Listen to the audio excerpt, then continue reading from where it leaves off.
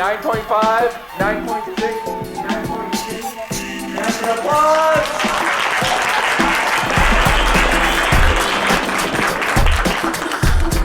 But let's have a fun time talking about video games. Yay!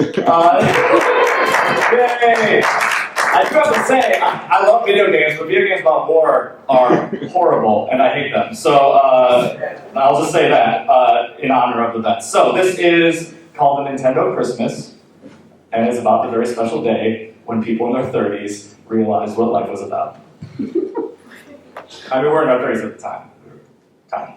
And bad at sports. The asthma. Alright. We were not a Nintendo household. We were a play in the dirt pile household, a lose your Legos down the heating vent household, a watch the mice die in the mousetrap household. We do not have nice things, is what I'm saying. Groggy, December 25th, 1989. The Nintendo Christmas. The first few gifts were given from the heart, but were also kind of cheap. Not that I was ungrateful, but Mom usually did better than my necktie with Bugs Bunny playing basketball on it, or my brother Dan's Choose Your Own Adventure books. The bounty just seemed comparatively light, but we were not giving up hope. There was still that last big box just chilling in the corner. Mom knew it was a big deal. It was such a big deal, we didn't think it was possible. We were not a Nintendo household. But when Dan tore the corner of that paper and we saw that official Nintendo seal, it was like Luke, the Jedi, not the Apostle, had shot the space missiles into the exhaust pipe in the Death Star of our sadness, obliterating it forever.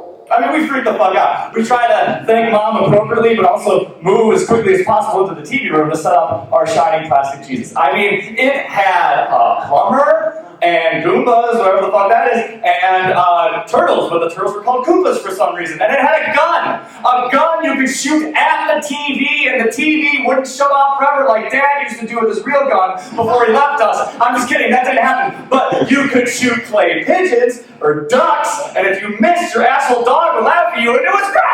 Our whole world changed permanently. We became indoor kids. Any melanin left clinging to our pasty bodies just ran away forever. It was like we had been taught to read overnight. No! It was like we were reading, and then Willy Wonka kicked down the door to our classroom, and he's like, fuck you teachers, that ain't reading, this is reading. And he gives you this shiny piece of candy that you eat with your eye hole, and you're like, holy fuck! Thank you, Willy Wonka! I understand the complexity of the cosmos and the interconnectivity of all things! Radical! It's exactly like that. But then we get old. Stuff gets real. We learn about toy executives and how they figure out the most direct route in the little kids' brains. We learn about all the horrors. They rebuilt the Death Star, you know. But, despite that, there are two golden, irrefutable truths that all the world's cynicism cannot dent. One, video games will always be awesome, and getting awesomer and constantly blowing my mind. Two, my mom loves me. She loves Dan.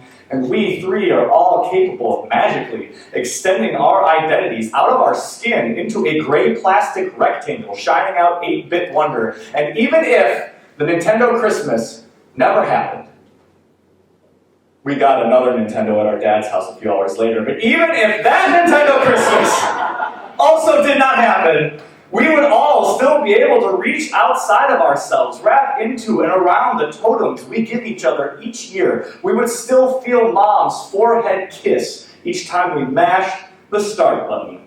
Thank you.